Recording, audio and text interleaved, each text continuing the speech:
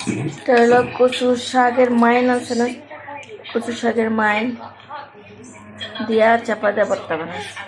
আর হলো চান্দা মাছের ভাজি, মশলা দিয়ে চান্দা মাছ ভাজা করছে। এটা মাছের ডাল। ওই যে আমার আঙ্কেল খাইতেছে, ওই যে ভাত লেবু, তারপরে মোলা দিয়ে শুটকি।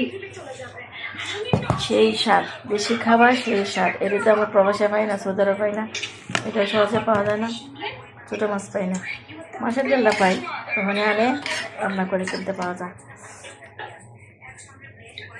ভাত খাবো, যে চান্দা মাছ। বিসমিল্লাহ।